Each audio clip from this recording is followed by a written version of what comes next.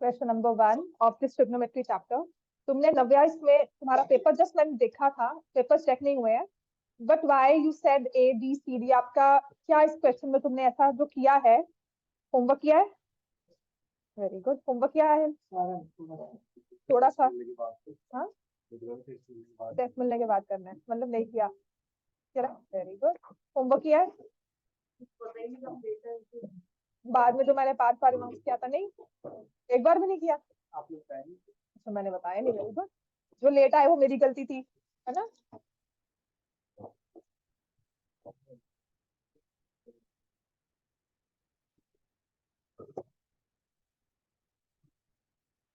इसी हाँ, थोड़ी देर चला दो, कोई बात नहीं।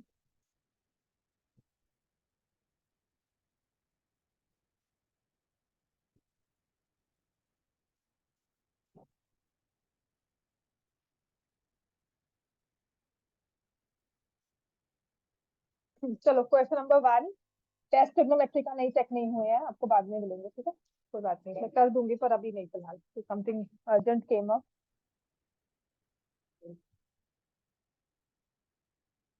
4 बार और पूछना है।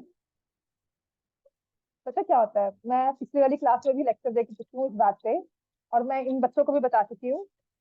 आप जो बार बार पूछते हो ना, वो प्रॉडिंग होती है, वो क्या होता है, फोकिंग होती है, कि मजा आता है ना? Because this is a festival which is something जो बहुत ग्लैमराइज किया हुआ है। सीरियसली, आपको मैं 12th का क्वेश्चन देती हूँ मैथ्स का सॉल्व करने को, पेपर में वो आ जाए, फाइनल बोर्ड्स में क्या करोगे? वहां बैठ कर चिल्लाओगे ये क्या दे दिया, तो 12th का है, ये आउट ऑफ सिलेबस है, राइट? ऐसे ही जो ये लाइफ है जिसको बहुत ग्लैमराइज किया हुआ है, बिकॉज दिस फेस्टिवल जो भी ये फास्ट वगैरह सब किया हुआ है, this is a life which is out of syllabus for you. ये आपकी पोस्ट 25-26 वाली लाइफ है। अभी हमने क्या किया हुआ है, इसको हमने ग्लैमराइज करके ना, बहुत ज्यादा वो करके कि ऐसा होता है वैसा होता है, बट सीरियसली अभी के लिए एक एम रखना अपनी लाइफ का, कुछ बन जाओ। ये सब चीजें बाद में ना, they fit into place, सब आ जाती हैं बाद में। ये सब जो अभी लगता है ना बड़ा अच्छा लगता है, अच्छा ये फास्ट रखा हुआ है, वो टीचर ने ऐसे किया हुआ है, उसने ये किया हुआ है, कुछ नहीं है, सब झंझट और झमेले हैं। सच में कह रही हूँ, आपकी लाइफ सबसे अच्छी लाइफ है, स्टूडेंट लाइफ सबसे बेस्ट होती है। जितने भी पेरेंट्स है ना, वो सब बोलते हैं, और मैं भी बोल रही हूँ आज। At your stage I felt बड़ों की लाइफ बहुत अच्छी है, तो मैं सच में कहूंगी कि I have to interchange life with my daughter ना, तो आई हैप्पीली एक्सचेंज कि तू बड़ी बन जा, मैं छोटी बन जाऊं तेरे जैसी, बिल्कुल। मतलब आफ्टर स्कूल ना घर बैठते हो तो बिल्कुल मजेदार है कि हाँ, कुछ भी कर लो, कुछ चिंता नहीं है, और कल सुबह की चिंता नहीं है कि सुबह उठना है, स्कूल जाना है, कुछ करना है, कोई चिंता नहीं है। हाँ, आपकी स्टेज में पढ़ाई भी नहीं करोगे तो लाइफ में है क्या? पढ़ाई माइनस कर दे, लाइफ में से निकाल दे, घर बैठ जाओ एक हफ्ता, जो पेरेंट्स नहीं करते हैं आप लोग के साथ, ठीक है? Which I get with my son, seriously. वो कहता नहीं पढ़ना, मैंने कहा ठीक है मत जा पढ़ो। घर बिठा दिया उसको, 2 दिन बिठाया था, कुछ नहीं किया, घर बैठकर टीवी फोन सब बंद कर दिया कि सिर्फ घर बैठना है ना? हद से हद कुछ नहीं है, पापा के साथ जाओ, वो लाइफ जी कर आओ। समझ में आ गया? उन झगड़ों में, उन क्लेशों में सच में कहती है एक बार पढ़कर देखो, आप कहोगे नहीं यही करना है। इसलिए सच में एक गिफ्ट है आपके लिए, अभी फिलहाल के लिए अपनी स्टडीज पे करो, बिकॉज 10th है। 8th 7th हो ना, फिर भी चल जाता है कि ठीक है आगे की लाइफ है, बट 10th का ये स्कोर आपका पूरे लाइफ चलेगा। सेकंड, अभी के जो मार्क्स आएंगे वो आपके लिए मोटिवेशन होंगे through out your 11th 12th और ग्रेजुएशन, जो सबने करनी है, बहुत जरूरी है। अभी हम कहे ना हमारे फादर का बिजनेस है, उसमें बैठ जाएंगे, उसके लिए भी एक बेसिक डिग्री चाहिए होती है, वो बाद में जाते हैं। बाद में कोई ना कोई जरूर पूछता है कि डिग्री क्या है, ठीक है? विच इज अ फैक्ट, बच्चों के एडमिशन के लिए डिग्री पूछते हैं पेरेंट्स की, हमसे भी पूछी गई थी, नहीं मिलती एडमिशन बाद में, बहुत मुश्किल होता है। प्लस कोई ये पर्सनल अपना एक गोल होता है, उसके लिए आपकी पढ़ाई बहुत जरूरी है, और 10th उसका स्टार्टिंग पॉइंट है। 10th में अच्छे मार्क्स आएंगे ना, 12th में 11th में मतलब बहुत अच्छी फीलिंग के साथ जाओगे और अच्छे से पढ़ाई करोगे। बात समझ में आ गई? अपना एक एम रख, बाकी सारी बातें ना फालतू की छोड़ दे, सच में कह रही हूँ। टिल मार्च सिर्फ अपना पढ़ाई देखो, पढ़ाई के अलावा कुछ नहीं। समझ में आ गई बात? ये अब आ जाओ ट्रिग्नोमेट्री के टेस्ट पर। टेस्ट चेक नहीं हुए हैं, ठीक है? मैंने आज से पहले अनाउंसमेंट कर दी थी, टेस्ट नहीं चेक हुए हैं, तो may be on Thursday, Thursday होगा ना? हाँ, ऑन 2 नवंबर आपको मिल जाएंगे, वरना नेक्स्ट टेस्ट से पहले तो मिल ही जाएगा, ठीक है? अब आ जाओ इस क्वेश्चन नंबर 1 पे, trigonometry for the given diagram find length of A B C D. Navya, तुमने इस क्वेश्चन में से तुम्हारा पेपर देखा था मैंने, when you submitted the paper, तो अब बताओ इस क्वेश्चन में क्या किया ऐसा, क्यों हमने इसमें डायमेंशन नहीं निकाली जो निकालनी चाहिए थी। You refer everything in ABCD। B की वैल्यू क्या होगी? अच्छा, बी की वैल्यू निकालने के लिए हमें कौन सा नंबर यूज करना है गौतम? 10 यूज करेंगे ना। आपने क्यों नहीं यूज किया होगा? ये ट्रायंगल बना है, इसमें नेमिंग नहीं की है। I will write tan 60। हाँ बिल्कुल कर सकते हो। tan 60 is equal to b/10 कर सकते हैं ना ये, है ना। tan 60 कितना होता है? √3। b/10 आ गया, तो b की वैल्यू क्या आ गई? 10√3। so b is equal to 10√3। what about a?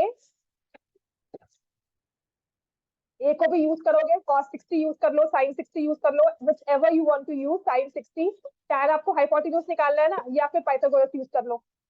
तो a की वैल्यू आ गई 20। a की वैल्यू इज 20, b की वैल्यू इज 10√3। ये आपको ना आगे एप्लीकेशंस में हेल्प करता है ये चीज ना। अब d जो है यहाँ पर भी स्टेबल दिया हुआ है, एप्लीकेशन में तो दिया भी नहीं जाता, तो यहाँ पर भी हम क्या लिखेंगे? This is 10√3। So what is the value of d? d कितना आएगा अगर हम sin 30 यूज कर लेते हैं? d will be 20√3। लिख क्यों नहीं रहे हम साथ साथ?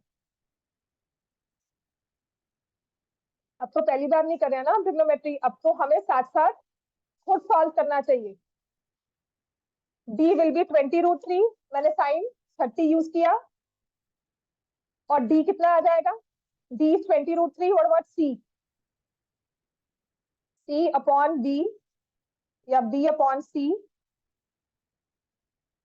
b अपॉन c मैंने लिया है एज tan 30। b की वैल्यू क्या है? 10√3, और c की वैल्यू हमें निकालनी है रूट। हाँ, तो ये आ जाएगा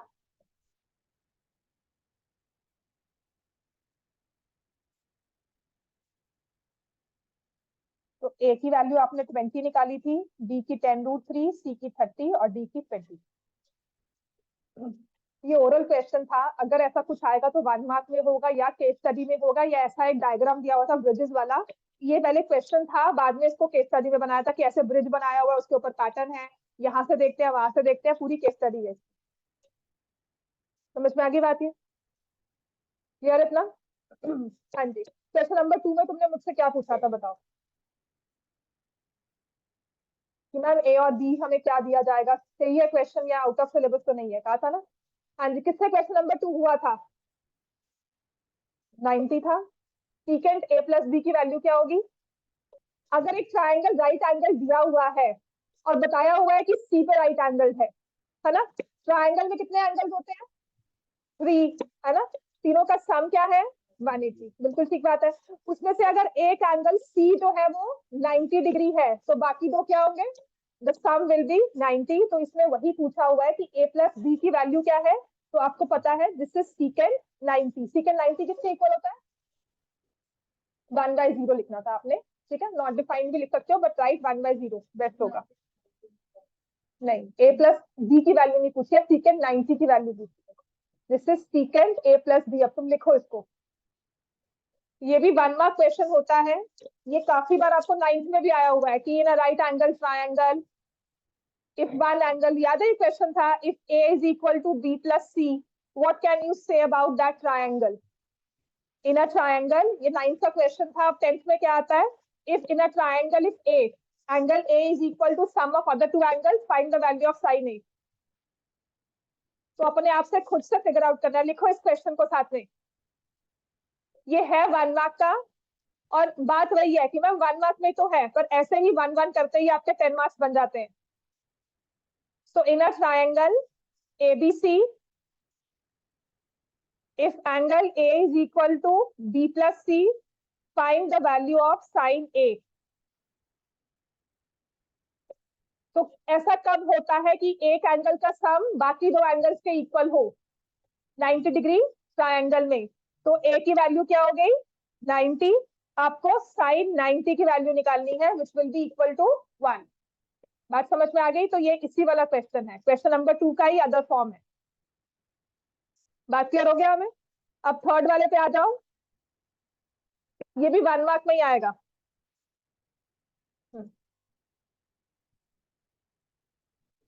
बताती हूँ, थर्ड क्वेश्चन बताती हूँ। थर्ड क्वेश्चन के 2-3 वेज हैं। सबने लिख लिया सेकंड क्वेश्चन? थर्ड क्वेश्चन और किससे सॉल्व हुआ था, किससे नहीं हुआ था? हो गया था सॉल्व, तुमने ठीक किया हुआ था बिल्कुल। तुमने नहीं, नव्या। और का पेपर देखा भी नहीं मैंने, तुम्हारा भी नहीं देखा।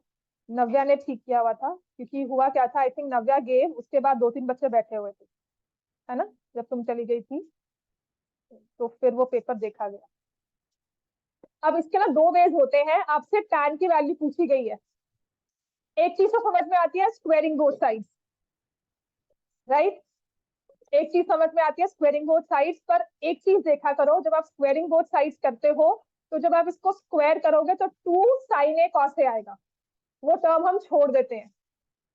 Many times squaring both sides में आप लोग क्या कर रहे हो, a plus B whole square में 2ab को इग्नोर मार देते हो कि वो नहीं होगा। Why? Because sine square theta cos square theta बड़ा अच्छा लगता है, वन आ गया, इस वजह से। तो जहां पर ना आपको यहाँ पर नंबर नहीं दिया हो, यहाँ पर कोई साथ में ना दिया हो, सिंपल नंबर दिया हो, स्क्वेयरिंग बोथ साइड्स हेल्प करेगा, ठीक है। जहां पर ये कॉस साथ में लगा दिया ना, स्क्वेयरिंग बोथ साइड्स ने हेल्प नहीं करना। बात समझ में आ गई? क्योंकि वो 2 sin a cos है ना, आप उसको सॉल्व नहीं कर पाओगे फिर। अब करना क्या है हमें इसमें, यहाँ पर इस कॉस को इकट्ठा ले आओ। Sine theta is equal to √2 cos theta minus cos theta. अगर ये चीज समझ लेते हो, इसका सेकंड क्वेश्चन जो लास्ट में दिया था ना, ऐसा ही वो भी सॉल्व हो जाएगा। अब sine theta √2 minus 1 cos theta मैंने कॉमन ले लिया। अब ये cos को यहाँ ले जाएंगे, sine theta by cos theta is √2 minus 1। या जिसे हम कहते हैं कि फर्स्ट स्टेज में हमने क्या किया, divide by cos, divide both sides by cos theta. बात समझ में आ गई सबको? ये समझ में आ गया ना? ये चीज कर लो। क्वेश्चन नंबर 3, ऐसे वाले क्वेश्चन फाइनल पेपर में, बोर्ड्स में, आपके दिसंबर टेस्ट में बिल्कुल आ सकते हैं, ठीक है ना। ऐसा ही कुछ ना कुछ क्वेश्चन आएगा। फोर्थ को भी इंपॉर्टेंट मार्क कर लेना 1 मार्क में, क्योंकि एग्जाम्पलर का ही क्वेश्चन है ये। फोर्थ हो गया था सबसे? थर्ड ड्रॉप करूं?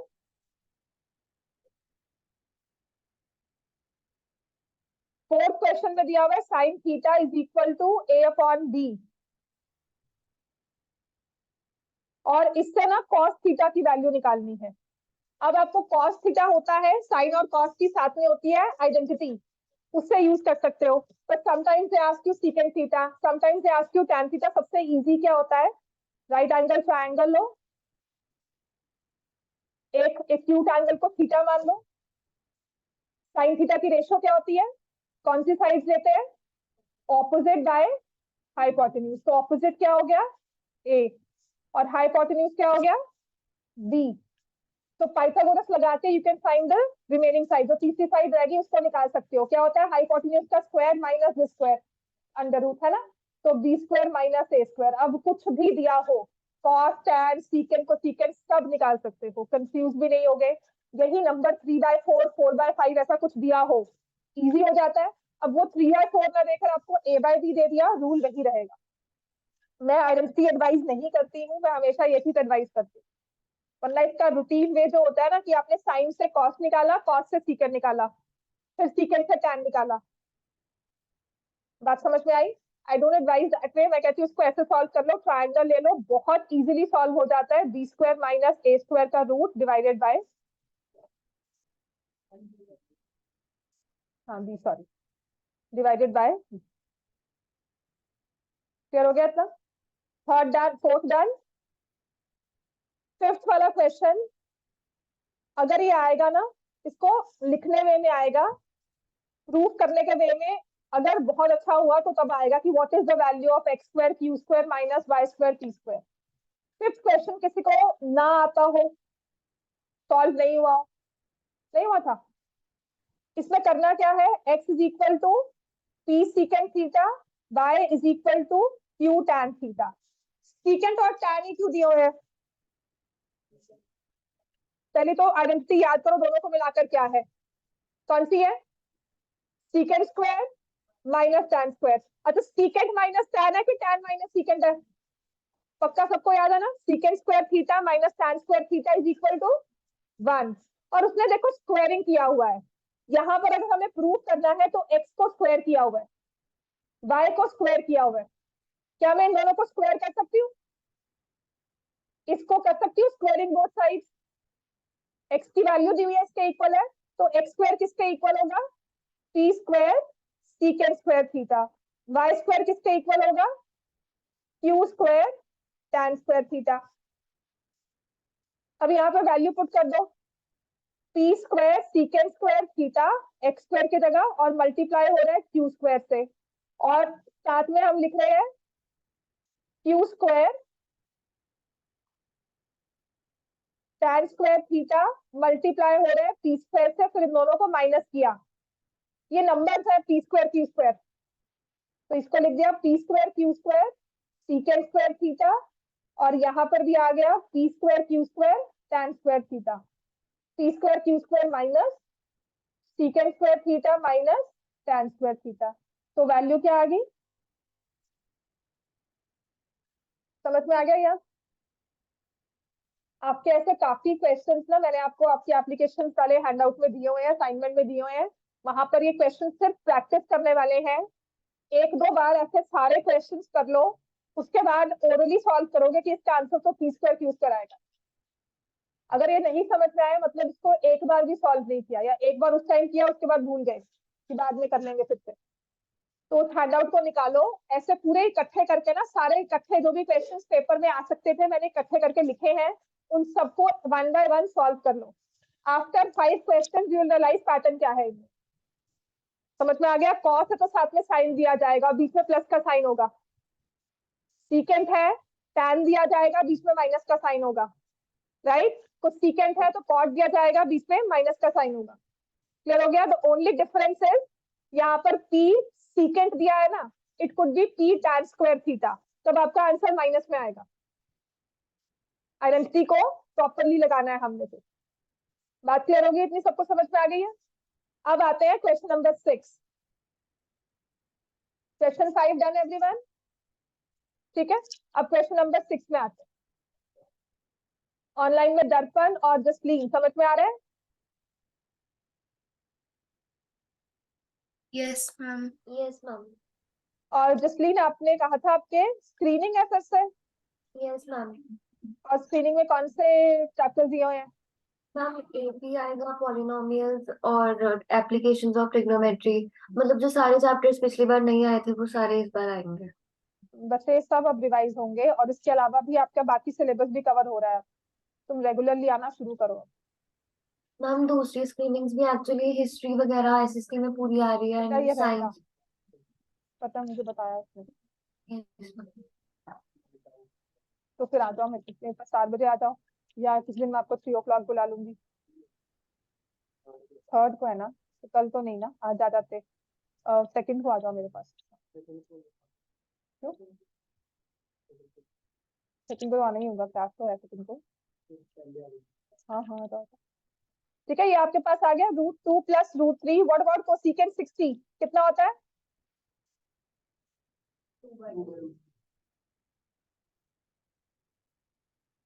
What about cos 45?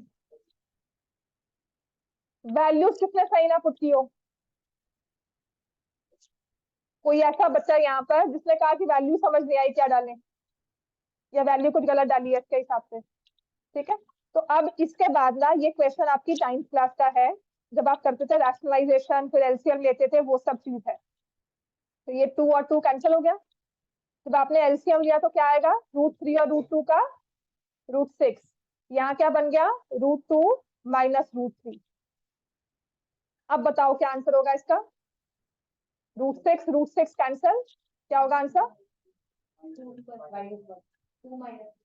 -1। बात समझ में आ गई? a + b, a - b, 2 happens to be before, -√3 बड़ा नंबर है, ठीक है ना, √3 जो है वो बड़ा है, माइनस में मैग्नीट्यूड बड़ा हो गया, आंसर विल बी -1। समझ में आ गई बात? ये मैं लिख नहीं रही हूँ a² - b² because this is something you need to figure out. ये 1 मार्क में आएगा, वहां पे स्टेप्स मैटर नहीं करते, ये कैलकुलेशन आपके ब्रेन में होनी चाहिए। इतना क्लियर है? ठीक है, नेक्स्ट आ जाओ क्वेश्चन नंबर 7। वैल्यू पुट करके आंसर निकालो, लिखते क्यों नहीं है पेपर में? ठीक था ये क्वेश्चन? हाँ, यही किया है। दोबारा लिख लोगे क्या हो जाएगा? पेंटिंग खत्म हो जाती है या पेपर सेव कर रहे हैं हम?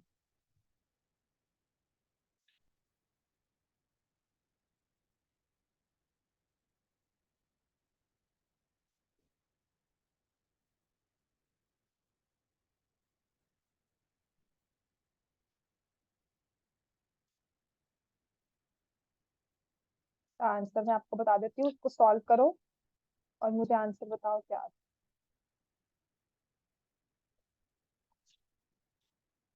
इसमें ना एक तो वैल्यूज सही से आनी चाहिए, and the second thing, the other thing that matters is,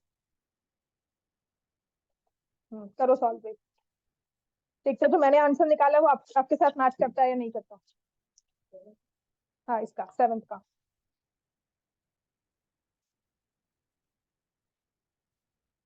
what is cos 60?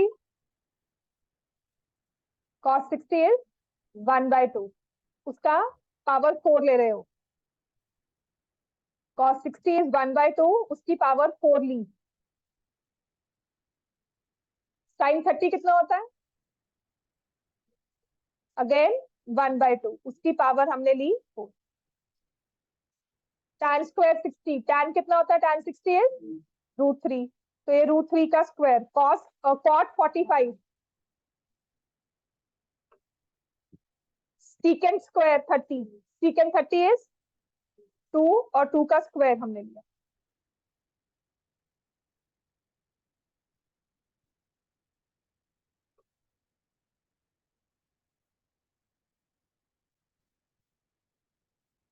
अच्छा, secant 30 ठीक है 2?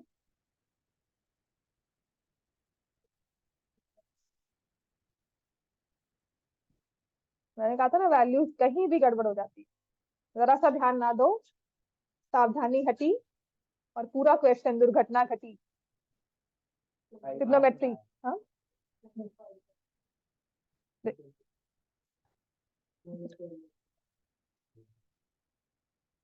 मेरा आंसर बिल्कुल फर्क है और वो 2 बार कैलकुलेट किया हुआ है। ठीक है, अच्छा, तभी मैंने देखा 2/√3। अच्छा, अब करते हैं इसको सॉल्व। तो ये 2 है, 1/2 रेज़ टू पावर 4 कितना होता है? 1/16 प्लस 1/16, तो 2/16 हो गया ये। -3 - 1 हो गया 2, प्लस 3 × 4/3। इतना क्लियर हो गया? Then you have 1/4 plus 2 which is equal to,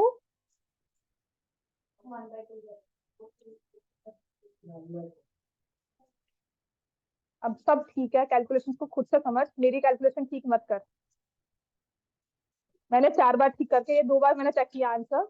मैं जब सॉल्व करती हूँ ना, मैं दूसरी बार हमेशा चेक करती हूँ, बिकॉज माई कैलकुलेशन आर, कभी कभी मैं भी फ्लो में ना इमोशनल होकर जज्बातों में बहकर गलत करती हूँ। हाँ जी, कर बैठ, कर ली, वेरी गुड। खाना खा ले। समझ में आ गया? -2 +4 बन जाता है +2, everything is in plus, minus तो वैसे ही नहीं रहेगा। 1/4 और 2 जब फ्रैक्शंस को ऐड करते हैं तो 2 1/4 हो जाता है ये, अगर एडिशन का रूल है, वरना LCM low. 9/4 is the clear cut answer. आपने कहाँ गलती की है कैलकुलेशन पे, उसके लिए जाओ 6th क्लास में जब फ्रैक्शंस की एडिशन सिखाई गई थी। समझ में आई बात? ये आपको 6th 7th में आई थिंक फ्रैक्शंस 5th से शुरू हो जाता है फ्रैक्शंस की एडिशन, ये वो क्वेश्चन बन जाता है। आफ्टर दिस 2 × 2/16 -2 प्लस 3 × 4/3, सच में 5th क्लास के बच्चे को देना, वो पहले कर लेगा। आप क्यों गलती कर रहे हो? बिकॉज आप कॉस साइन में घूम रहे हो। समझ में आ गया इतना? चलो नेक्स्ट वाला करें क्वेश्चन। हम क्लियर हो गया इतना? ठीक है ना? अब आते हैं नेक्स्ट वाले पर।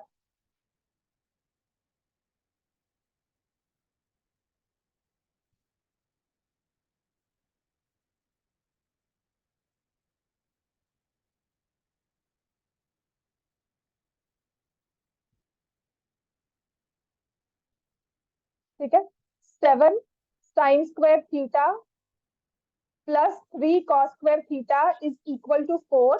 This is a trigonometric equation कि दो नंबर्स हैं 7x square plus 3y square is equal to 4. x और y की वैल्यू निकालो. तो इसमें साइन स्क्वायर और कॉस स्क्वायर दिया हुआ है. अब क्या करोगे, इसमें क्या करना चाहिए?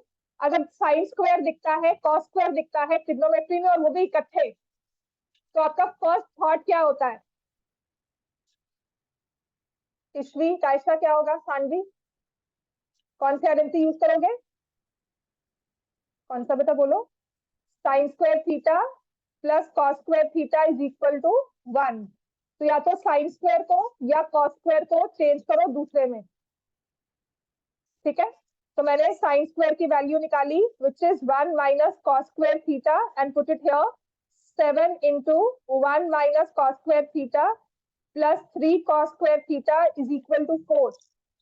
अब सॉल्व करो इसको. 7 minus 7 cos square theta plus 3 cos square theta is equal to 4.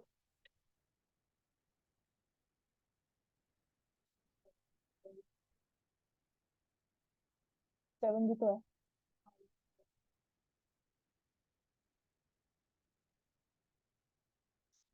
हाँ,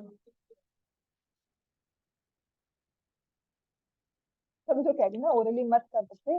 ओरली में तो गलती कर रहा है फर्स्ट थॉट में. इसको लिख कर अच्छे से दिमाग चला.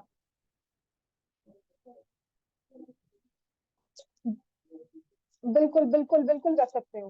Which is very good. हमने 7 को ब्रेक कर दिया, फैक्टराइज नहीं किया, इसको स्प्लिट किया है हमने. हमने इसको लिखा 3 sign square theta plus 4 cos square theta और 3 cos square theta which is very good. अगर ये चीज कर सकते हो तो क्या होगा? ये 3 साइन स्क्वायर थीटा और कॉस स्क्वायर थीटा बन जाएंगे 3. साइन स्क्वायर इकट्ठा, कॉस स्क्वायर इकट्ठा, +1 हो गया. 3 यहाँ पे जाके हो जाएगा माइनस. बिल्कुल ठीक है, समझ में आई बात? नहीं आ गया ना? ये ओरली करने वाला क्वेश्चन होता है. क्या हो गया? तुम अपना ध्यान दे बेटा, उसको सफाई मत दे. मतलब तुम्हें सारे मोहल्ले की चिंता है कि किसने क्या किया, उसने ये किया, उसने वो किया. तुम अपनी चिंता नहीं करते हो. मुझे पता नहीं क्यों किसी और की चिंता होती है. ये आ गया -3 कैंसिल. तो कॉस स्क्वायर थीटा इज 3/4. सिर्फ अपना आंसर सही लेकर आ. हाँ, तो ये कॉस स्क्वायर हटा दो.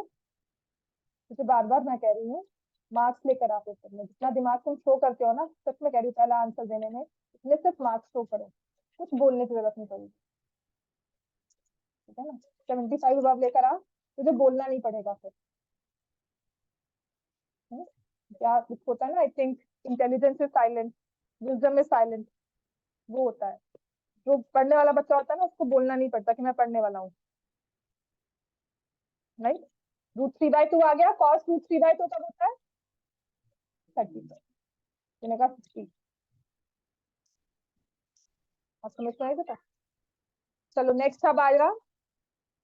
Done with this. tan theta की वैल्यू निकालनी है. tan थीटा किसके इक्वल होगा? 1/√3. हाँ जी माँ, हाँ जी माँ.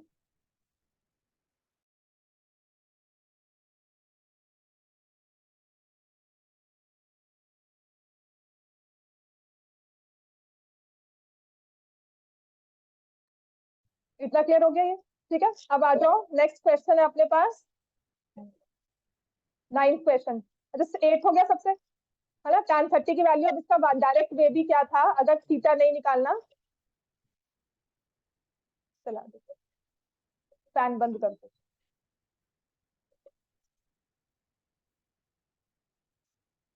आपको दिया हुआ है 7 sine square theta plus 3 cos square theta equal to 4. अगर डायरेक्टली हमें, क्योंकि tan थीटा कहा हुआ है ना, तो मैं क्या करती हूँ, divide by cos square theta. 7 tan square theta plus 3 is equal to 4 by cos आ जाएगा सीकेंड स्क्वायर थीटा. यहाँ से इसको चेंज कर दिया, डायरेक्टली tan थीटा की वैल्यू आएगी. This is what you can do. Otherwise जो कर रहे हैं वो भी ठीक है. समझ में आ गया ये? क्वेश्चन नंबर 7 पे आओ, विच वाज साइन 7. तो 9th क्वेश्चन तो बहुत इजी था. tan थीटा की वैल्यू दी हुई है 1/√3. तो ऐसे क्वेश्चन में हम क्या करते हैं? ट्रायंगल निकाल लेते हैं. ठीक है, दिस इज, मैंने इसको नोटिस नहीं किया 1/√3 को. कोई भी फ्रैक्शन दी होगी थीटा लिया, opposite one, this is √3, hypotenuse कितना आ जाएगा 2। अब यहाँ पर cosecant square theta, cosecant theta क्या होता है? सब ऐसे देख लो, पता नहीं मैं क्या बोल रही हूँ। कोसेकेंट थीटा क्या होता है? हाँ, बिना उसके भी कर सकते हो, पर अगर ये नंबर आपको 4/5 दिया हो, कुछ भी दिया हो, तो क्या करोगे? उसके लिए मैं आपको कर रही हूँ, मैं 1/√3 को स्पेशली नहीं देख रही हूँ, I am ignorant of this ratio, standard ratio है, मुझे नहीं पता लग रही, मुझे ये 4/5 दिया हुआ है, तो मैं क्या करूंगी इसमें? ठीक है, तो इस केस में I will draw the triangle, find the hypotenuse. Cosecant की वैल्यू होती है hypotenuse by opposite side, 2/1, secant होता है 2/√3। समझ में आ गया? उसे सॉल्व कर लेंगे। हाँ, यहाँ पर ये और भी आसान है, क्योंकि tan थीटा अगर 1/√3 दिया हुआ है, तो थीटा की वैल्यू कितनी आ गई? 30 डिग्री। अब हमने अपनी रेशियोज को बहुत अच्छे से पुट करना है, cosecant square 30 minus secant square 30 upon cosecant square 30 plus secant square 30।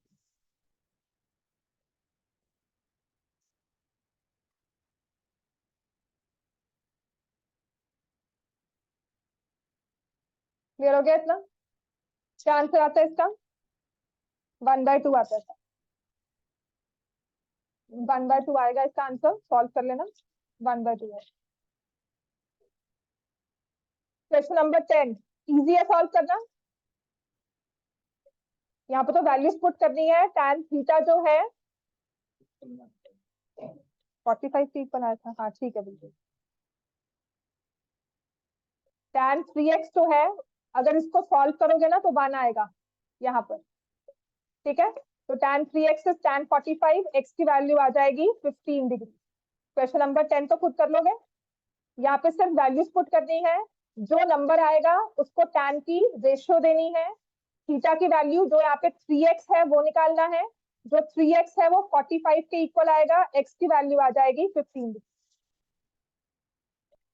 Now question number 11, जो ये क्वेश्चन है, ये थोड़ा सा मतलब डिफरेंट प्लस कॉम्बिनेशन है, राइट? हमारे चैप्टर नंबर 2 का और ट्रिग्नोमेट्री का। वैसे ये है हॉट्स का क्वेश्चन, पर ऐसा नहीं कह सकते कि हम ये पेपर में नहीं आएगा। इसमें कहा है कि साइन थीटा और सीकेंट थीटा रूट्स है इस वाली इक्वेशन के। मैंने आपको हिंट भी दिया था कि हमें इसमें फाइंड करना है sum of roots and product of roots. Sum of roots किसके इक्वल होता है? Sine theta plus secant theta. Gautam, किसके इक्वल होगा इक्वेशन में?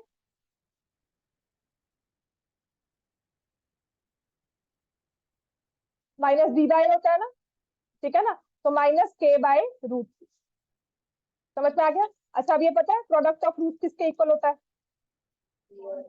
बाय, है ना, तो यहाँ से क्या आएगा? 3/रूट। समझ में आ गया?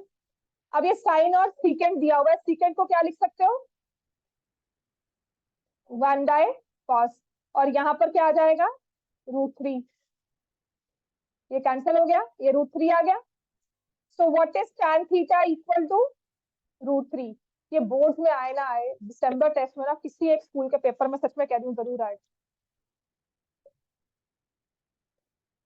मानकर चलो किसी एक स्कूल में, मतलब किसी टीचर को तो खुद नहीं लगेगी, वो कहेगी क्वेश्चन डाल दे, अच्छा लग रहा है सच में। एंड दिस इज जस्ट आपके बस वो इन्फॉर्मेशन चेक करनी है, ना भी आए पर अच्छा है, पर मेरे से बच्चा कोई होगा ना टीचर, वो जरूर डालेगा पेपर में एक बार, टीचर लोग दिमाग चेक करते हैं कितना पढ़ा हुआ है। ठीक है, थीटा की वैल्यू क्या आ गई? 60। अब के की वैल्यू निकालनी है, तो यहाँ पर आप साइन 60 प्लस सीकेंट 60 और माइनस k/√3, और जो इसकी के की वैल्यू आती है ना, वो 4 बार तो वैसे ही बंदा क्वेश्चन को चेक करता है। ठीक है, लंबी चौड़ी सी वैल्यू आती है के की, और ऐसी वैल्यू है कि अगर मेरे भी पेपर में आएगा ना, अगर मैं एज अ स्टूडेंट पेपर दूंगी, तो मैं 4 बार अपनी कैलकुलेशन चेक करूंगी कि मैंने कोई गलती तो नहीं की। साइन 60 कितना होता है? √3/2। सीकेंट 60 कितना होता है? 2। सीकेंट है ना, cos 2, 1/cos हुआ ना, cos इज 1/2, है ना। साइन 60 √3/2 लिख दिया ना, तो cos 60 √3/2 नहीं होगा, वो हो गया 1/2, और सीकेंट है तो रेसिप्रोकल 2। अब ये आ गया -k/√3। कह रही हो ना ऐसी वैल्यू आई है कि इसको 4 बार चेक करो और तब जाकर आपको होगा कि नहीं मैंने ठीक किया है। और बाहर आकर जब तक क्रॉस चेक नहीं करूंगी तब तक वैसी शांति नहीं आएगी कि ठीक किया, कुछ तो गलती होगी। ऐसे कैसे k की वैल्यू ही आ सकती, राइट? ये माइनस फिर यहाँ चला जाए। तो this is the final value. इसमें लिखोगे 3 + 4√3/2, माइनस साइन बाहर, या ऐसे भी लिख दो, बिल्कुल ठीक है। क्वेश्चन 12 तो सबसे हो गया होगा। क्वेश्चन नंबर 12 तो आई थिंक ये तो बुक का क्वेश्चन है, पेपर्स में भी बहुत बार आ चुका है। 12th done. 12th में आंसर क्या आता है? ए की वैल्यू है 30, ए की वैल्यू 30 और बी की वैल्यू है 15। क्लियर हो गया इतना? क्वेश्चन 12 आई थिंक सबको, किसी को है पर्सनली, किसी को भी 12th क्वेश्चन करवा दो, नहीं समझ में आया क्या था ये। फाइन। क्वेश्चन नंबर 13, ये सिर्फ इसलिए कि थोड़ा सा हम दिमाग यूज करें। अब ऐसा ना, एक बार इनके टेस्ट पेपर में आया था क्वेश्चन, cos a - b आपको फॉर्मूला दिया हुआ है। दिस इज द फॉर्मूला जिसे कहते हैं सम एंगल फॉर्मूला शायद, ये जिसको नाम देते हैं। तो जब दो एंगल्स का डिफरेंस दिया हो ना, ये होता है स्टैंडर्ड एंगल्स को यूज करके ना आप बाकी एंगल्स की वैल्यू निकालते हो। जैसे 75 डिग्रीज का एंगल है, उसको 30 + 45 करके we find out the value of 75 degrees. 15 degree को 45 - 30,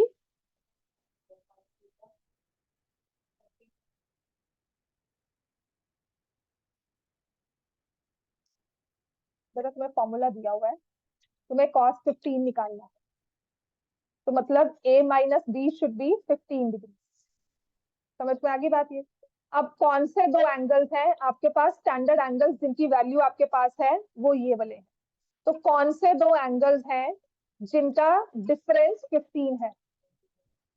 45 एंड 30 या 60 एंड 45, दोनों वे से निकालोगे आंसर सेम आए। समझ में आ गया? मतलब आपने ए को लेना है, लेट मी से 60, और बी को लेना है तब 45, तब 30 नहीं ले सकते। तुमने जो किया वो मैं बाद में समझूंगी, ठीक है? क्लियर हो गया इतना? तो इन सब से आप कौन सी वैल्यूज निकाल सकते हो? You can find 15 degree. इन दोनों को ऐड किया, 75, 105, 150। समझ में आई बात ये?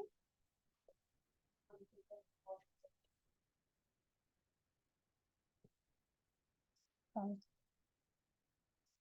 1 - √3/2√3 स्टैंडर्ड है, ये यही आएगा बस। ठीक है, this is the value of 15, 75। इससे आप यूज करके 105 भी निकालते हो, 150 डिग्री निकालते हो, 120 डिग्री निकालते हो, 60 + 60 करके। माइनस मतलब 1 - √3 आंसर आया, फाइनल सॉल्व करोगे तब। मैंने फॉर्मूला गलत लिख दिया इसलिए, प्लस आएगा 1 + √3/2√3। बिल्कुल ठीक है, ठीक है। माइनस इसलिए नहीं आएगा क्योंकि यहाँ पे प्लस फॉर्मूला है, माइनस में प्लस होता है, मैंने माइनस ही लिखा हुआ है।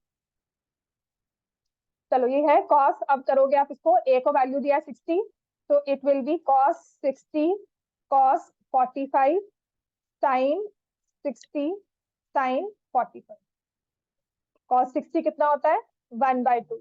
cos प्लस बीच में आएगा, sin 60 इज √3/2 एंड 45 इज, तो ये आ जाएगा 1 + √3/2।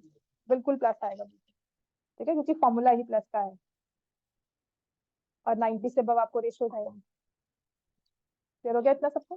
चलो नेक्स्ट आ जाएगा क्वेश्चन नंबर 14। तो इजी था। एडी आपको दिया हुआ है 8 और सीडी दिया हुआ है 12। First of all you need to find the value of CE. तो ये 8 दे दिया, सीई की वैल्यू कितनी हो जाएगी? सीई की निकालो भाई, ट्रायंगल लोगे, सीई की वैल्यू निकालो, हाइपोटेन्यूज है। तो 30 लो चाहे ना लो, 60 के साथ भी तो कर सकते हैं, ठीक है। तो बड़ा है फाइंड इज 8 बाय सीई, तो मैंने लिया है ऑपोजिट, उसे मैं लूंगी साइन 60 डिग्री, विच इज √3/2.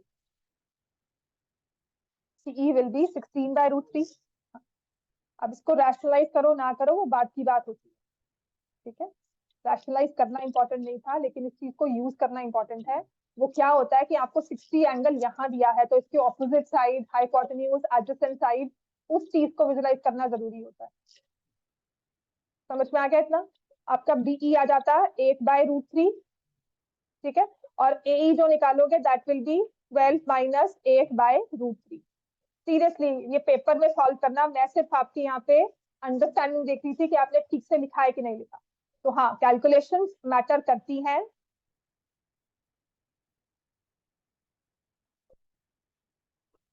लिखा था इतना, हो गया तो सॉल्व ये. अब इसको रैशनलाइज करो नहीं करो वो बात की बात, पर अगर यहाँ तक भी किया है तो आई गिव यू मार्क्स.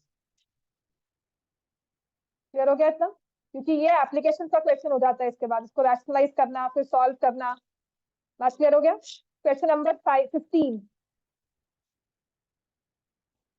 फिर सेकंड और टैन इकट्ठे दिए हुए, ठीक है.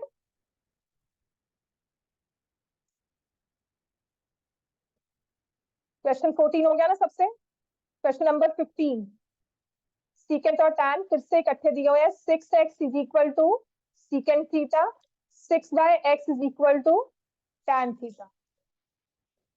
अब जब मुझे निकालनी है वैल्यू, तो x² माइनस 1/x² कहा हुआ है. तो अगर मैं स्क्वायरिंग x को स्क्वायर करूंगी तो साथ में 6 भी जो है ना वो स्क्वायर होगा.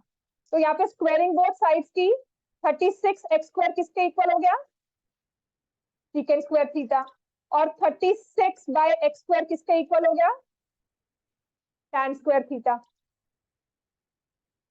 क्लियर हो गया. फॉर्मूला हमारे पास क्या होता है कि secant square theta minus tan square theta, right. मैंने यहाँ पर इसे लिखा 36x² minus 36/x² is equal to 1 आ गया. अब बस यहाँ पे ध्यान रखना, अगर पहले यहाँ पे टैन स्क्वायर दिया होगा ना तो आपने -1 लिखना है. आइडेंटिटी को ठीक से यूज करना. सीकेंट माइनस टैन है तो it will be 1, tan minus secant है तो it will be of course in square, it will be -1. तो यहाँ से 36 कॉमन लिया, x² माइनस 1/x² किसके इक्वल है, 1. या x² माइनस 1/x² किसके इक्वल है, 1/36. यहाँ वैल्यू पुट कर लो, आंसर क्या आ जाएगा. इतना क्लियर हो गया. आपको बुक में जो ना, बुक्स में अभी जो क्वेश्चन मिलेगा वो ये है कि यहाँ पर आपको 6 और दिया हुआ है, यहाँ पर 36 पूछा हुआ है. तो ये पहला क्वेश्चन देखा था जहाँ पे 9 लिखा हुआ है, कुछ अलग ही चीज लिखी है, ना स्क्वायर ना 6, कुछ भी नहीं लिखा हुआ. समझ में आ गई बात, ये क्लियर हो गया ना. अब नेक्स्ट आते हैं. क्वेश्चन नंबर 16 मैंने आपको करवा दिया था, सबने कर लिया यहाँ पे. 15 डन एवरीवन. कोई डाउट किसी को इसमें, बोर्ड क्लियर करो.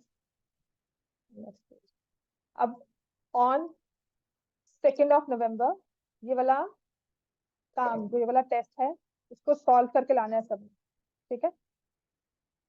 तुम केवीएम वाले छोड़ देना, तुम अपना दूसरा पढ़कर पूरी वो डाउट से ले आना, ठीक है.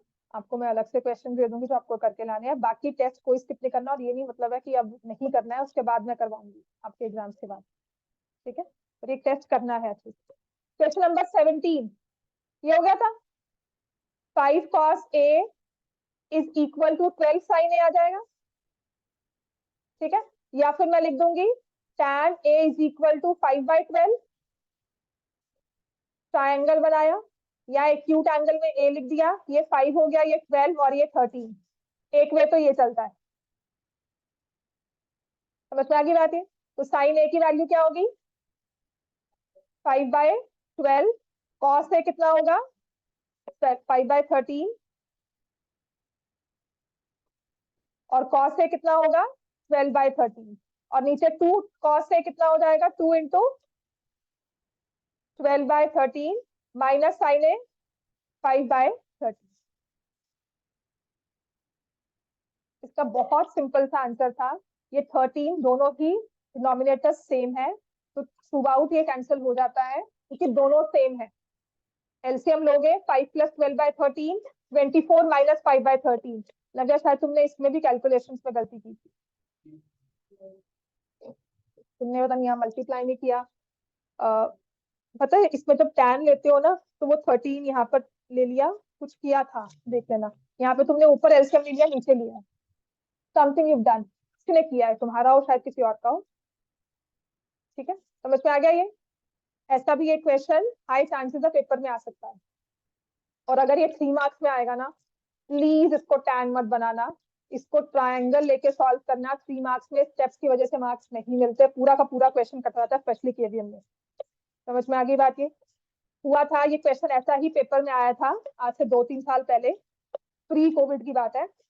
बच्चा ने ऐसे किया था क्योंकि शॉर्टकट में करवाया था कि इसको टैन बना लो, divide by cos theta, tan A plus 1 tan A minus 1, उसने वैसे सॉल्व कर दिया 1 स्टेप में। उसको मार्क्स नहीं दिया था, पूरा क्वेश्चन 3 मार्क्स गलत किया था कि नहीं ये गलत वे है, इसे नहीं करना।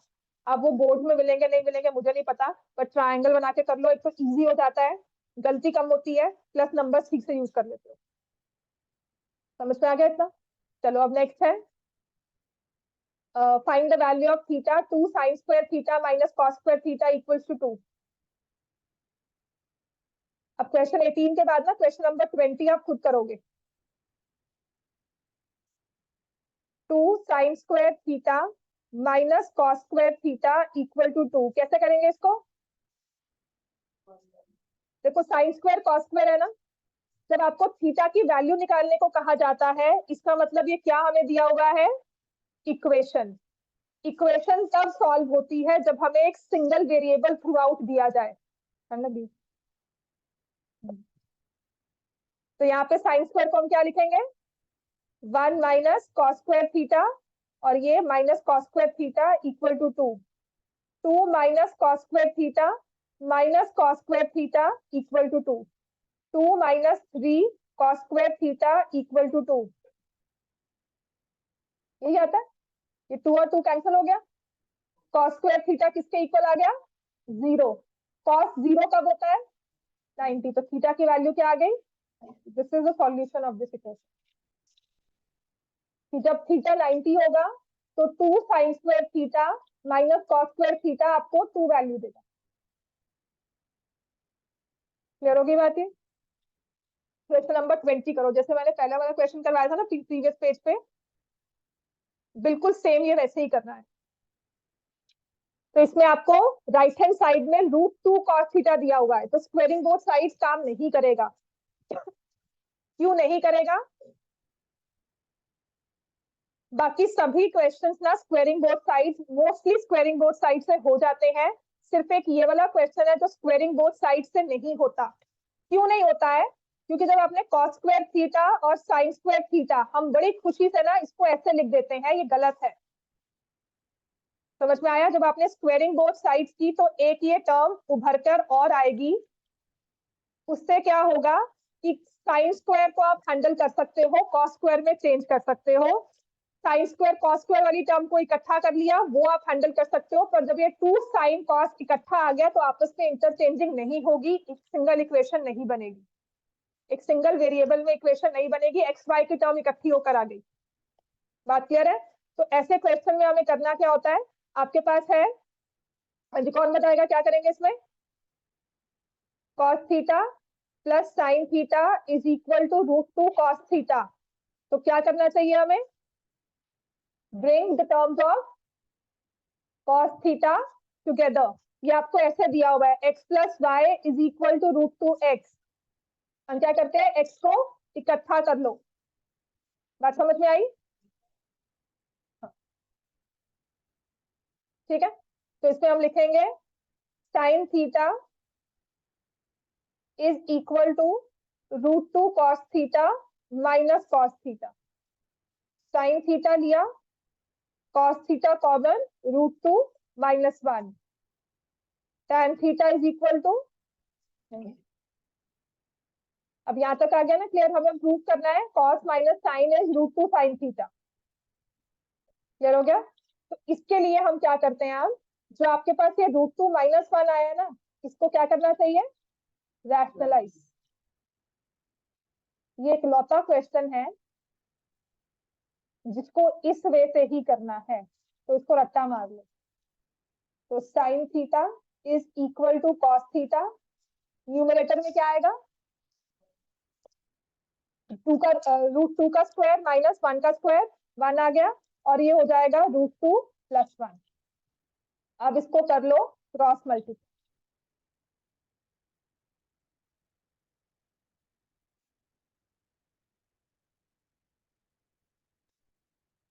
साइन थीटा को मल्टीप्लाई किया, √2 + sine theta is equal to cos theta, हो गया proof. Then I will take √2 sin theta, I'll keep √2 sin theta on one side, cos theta minus sin theta on the other. तो लिखो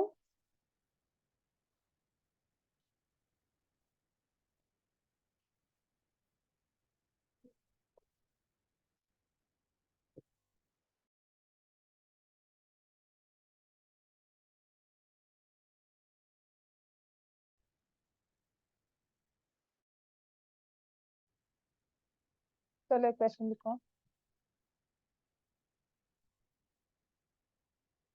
कल एक मैंने question दिया था एरियाज ऑफ सर्कल, ठीक है, वो लंबा थोड़ा क्वेश्चन ही है, एप्लीकेशन का क्वेश्चन देते हैं। चलो राइट डाउन।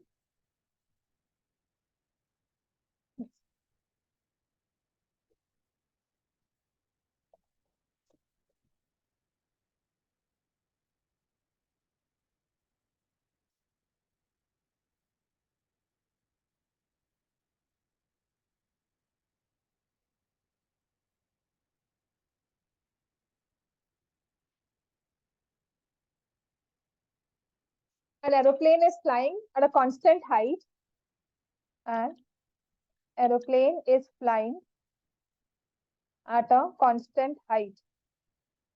पेपर में आना है ना एप्लीकेशन, हाँ करो तो। constant height with the speed of with a speed of 360 kilometers per hour from a point on the ground. The angle of elevation of the aircraft at an instant was observed to be 45 degrees. After 20 seconds, the angle of elevation changes to 30 degrees. Determine the height at which the aircraft is flying. Question लिख लो, क्योंकि मैं जब solve करूंगी तो इस पूरी चीज को हटा दूंगी, इस पूरी स्क्रीन को हटा दूंगी, फिर आप कहोगे क्या लिखा था, क्या हुआ था। तो रेलिवेंट जो भी आपको इन्फॉर्मेशन लिखती है प्लीज लिख लो, आपके असाइनमेंट में क्वेश्चन दिया हुआ है।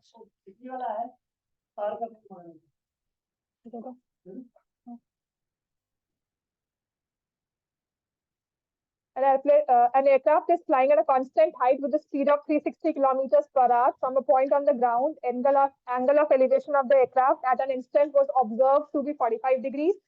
20 seconds के बाद angle of elevation हो गया 30 degrees. Determine the height at which the aircraft is flying. इसका डायग्राम बनाना बहुत जरूरी है।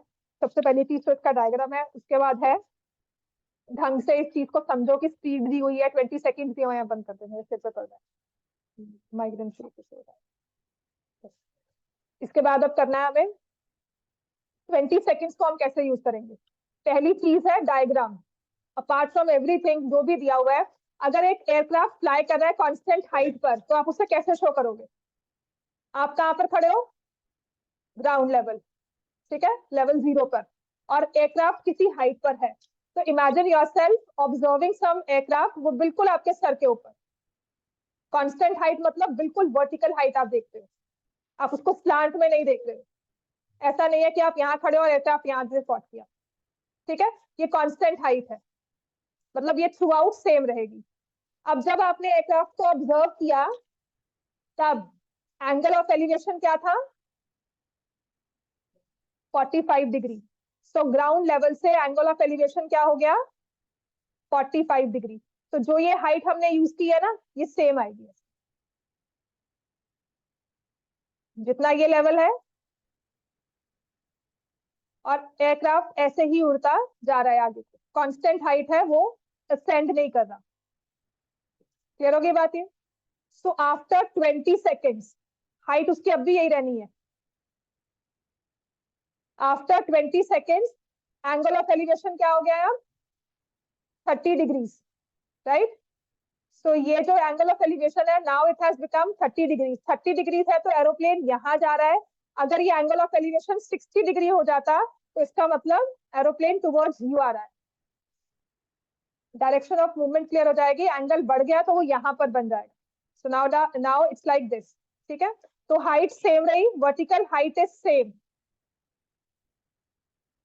जो हमें निकालना है, we have to find the height of the aircraft. समझ में आ गई बात ये? ठीक है। अब जब भी ट्रिग्नोमेट्री अप्लाई करनी होती है ना, हमें साथ में एक तो एंगल्स दिए जाए और कोई ना कोई डायरेक्शन, कोई ना कोई हाइट या डिस्टेंस दिया जाए, कोई एक लेंथ मेंशन की जाए। हमें क्या जा रहा है कि जो एरोप्लेन है वो 360 किलोमीटर पर आवर की स्पीड पे चल रहा है ना। 360 किलोमीटर पर आवर मतलब 1 आवर में वो कवर करेगा 360 किलोमीटर। और यहां से पॉइंट ए से पॉइंट डी तक जाने में कितना टाइम कंज्यूम हुआ है? तो if in 1 hour the airplane covers 360 kilometre, 20 seconds में कितना कवर किया जाएगा? निकाल सकते हो? 360 kilometers in 1 hour. 1 hour has 3600 seconds. ठीक है, मल्टीप्लाई कर देंगे 20 से, ये क्या आ गया, 2 किलोमीटर्स। और ट्रिग्नोमेट्री में जब भी हाइट और डिस्टेंस की बात होती है तो मीटर्स में होती है। Will write 2000 metres. तो आपको जो एडी लेंथ दी हुई है दैट इज 2000 मीटर्स, और इतना सफिशिएंट है टू सॉल्व दिस क्वेश्चन। समझ में आ गया? सॉल्व करके जाना है, फटाफट से सॉल्व करो। क्लियर है? अब ये इसको इंपॉर्टेंट मार्क कर लेना। इसके 3-4 वेरिएशंस है। कहीं पर आपको स्पीड निकालनी होती है, बर्ड दिया जाएगा, एयरक्राफ्ट दिया जाता है, find the speed of the bird, find the speed of the aircraft, ऐसे लिखा जाता है, पर कॉन्सेप्ट वही रहेगा। एंगल छोटा हो गया तो aeroplane is moving far from you, angle बड़ा हो गया तो aeroplane is moving towards you. 2000 upon, इसको रैशनलाइज करो, पेपर में बिल्कुल रैशनलाइज करके आंसर लिखना है। और √3 की वैल्यू अगर दी होगी तो पुट भी कर देना, और यहाँ पे तो वैसे ही पुट करनी आसान है। तो फैन चला दो।